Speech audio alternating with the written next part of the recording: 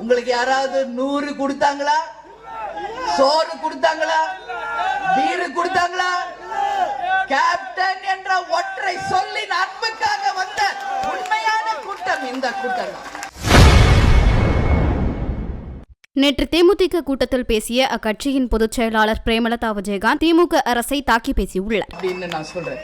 உங்க எல்லாருக்குமே தெரியும், இவ்வளவு பெரிய ஒரு கூட்டத்தை இன்னைக்கு எந்த கட்சியா இருந்தாலும் நீங்க எடுத்துக்கங்க.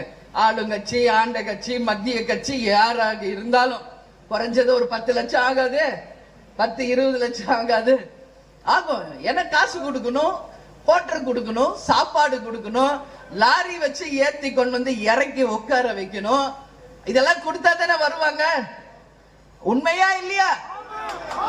ஆமாவா இல்லையா?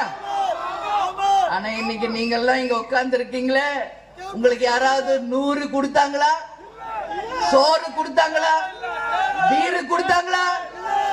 கேப்டன் என்ற ஒற்றை சொல்லின் அன்புக்காக வந்த உண்மையான கூட்டம் இந்த கூட்டம்.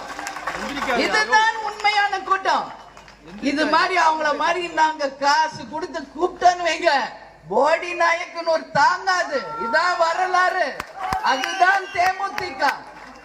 இந்த 21 வாக்குகளாகட்டும், இந்த கொடிகளாகட்டும், லைட் ஆகட்டும், வழிநடுக்க நீங்க வச்ச பேனர்கள், கொடிகள் எல்லாம் நான் பார்த்துக்கிட்டு தான் வரேன்.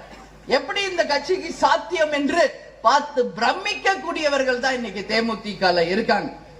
கேப்டன் சொல்வார், இங்க இருக்கிற ஒவ்வொரு பேனரும் கொடியிலும் எந்த கட்டப்படுகின்ற நார் என் கொண்டனின் நரம்பு சொல்வார். அவங்க வியர்வை சிந்தி சம்பாதித்த சொந்த காசு. செய்திகளை உள்ளது உள்ளபடி தெரிந்து கொள்ள ரெஃப்ளெக்ட் நியூஸை சப்ஸ்கிரைப் பண்ணுங்க.